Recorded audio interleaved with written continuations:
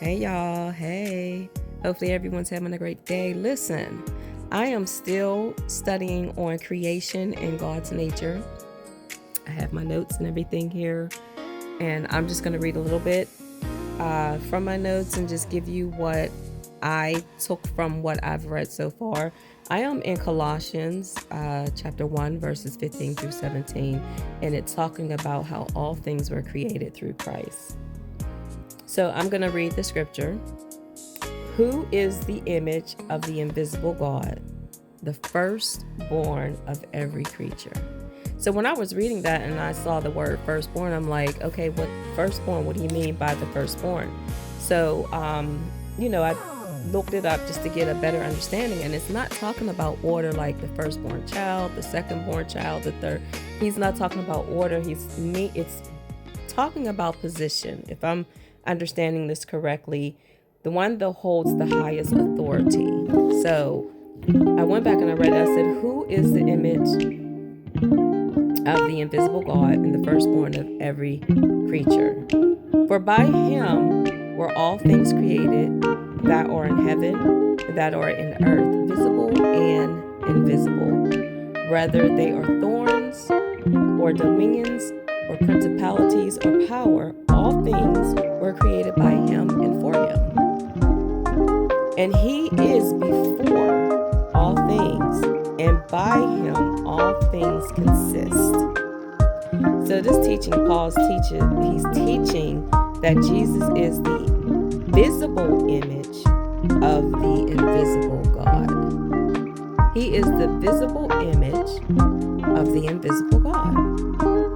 Meaning, if you want to know what God likes, if you want to know how he thinks, if you want to know how he loves and how he acts, look at Jesus. He is not only a messenger from God, but guess what? He is God. He is God revealed to us. In verse 16, it says that all things were created by him, through him, and for him. Everything in heaven, everything in the earth, seen and unseen, was all created by him. This means Jesus wasn't created, but he is the creator. Every power, every authority, every ruler, every spiritual force is under his command. It's under his command.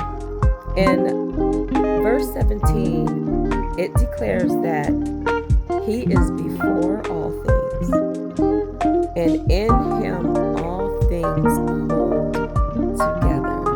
Without him, without God, nothing would be held together. Our little life would not be held together. And I know that, we go through a lot of things, and it's like we get in this frantic mode when stuff starts happening in our life, and it's like, oh my God, my life is falling apart.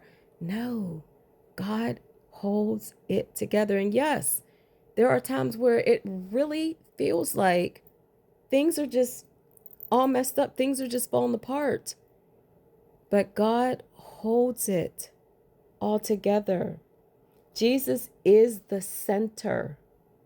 He is the source, and he is the sustainer of all creation.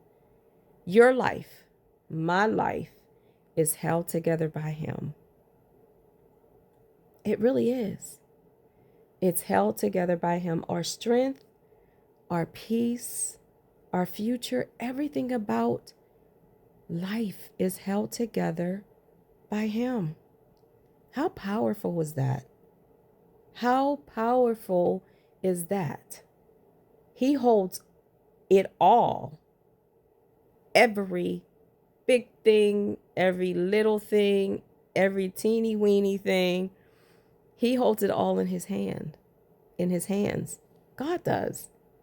So this is Paul is reminding us that Jesus is more than enough. And it's up to us to realize that, yeah, Jesus is more than enough. He really is more than enough. When you start thinking about life in general, when you start thinking about how he keeps the blood flowing in our bodies, how we are breathing, our heart is pumping, things are working. Jesus is more than enough. He is God. He is the creator. He is the sustainer. He is Lord over everything. He is. God is. And when we put him first, when we learn to put God first, everything in our little life will fall in its rightful place. But you know what we have to do? There's some steps we have to take. We have to put him first. We have to serve him. We have to seek him. We have to go before him and just do his will and live for him. Because God really wants greatness for us. He really does. He wants greatness for us. But we have some choices. We have some things that we gotta, we have to do in order for God to pour it all on us. He's in charge of everything. He's in charge of life. He's in charge of death. God is in charge of everything. So we have to put him first and remember, nothing exists outside of God's rule. Nothing. Nothing exists outside of God's rule. So we have some work to do. If you want things to start going right and not be chaotic and, oh, my life is falling apart, but God holds it. Did it fall apart yet? No, you're still here, right? Life is still life, right? Has it fallen apart? No. You're still here. You're still living. We're still breathing. We have to serve God. We have to totally surrender to God and live for him. We have to. You want goodness? You want greatness? I'm not saying that, oh, life is just going to be peachy. But let me tell you, when you're going through things in your life and you know that you have Jesus Christ number one in your life, you can go through it. You can walk through that. You can sail through that. And when you come out on the other side, you're going to be like, oh, wow. Jesus was holding it and holding me all together through all of that back there. Wow. You ever say to yourself, wow, how did I get through that? You wonder how you got through that? Jesus got you through that. And we need to recognize that, when we're going through stuff and we make it through that tunnel or whatever it was, we fell, we got back up, or we were down for a while and we get back up and we dust ourselves off and like, how did I even make it through that? Because the creator of all is holding you up, holding us up, holding life up. God is. Period. It's simple. Just live for him.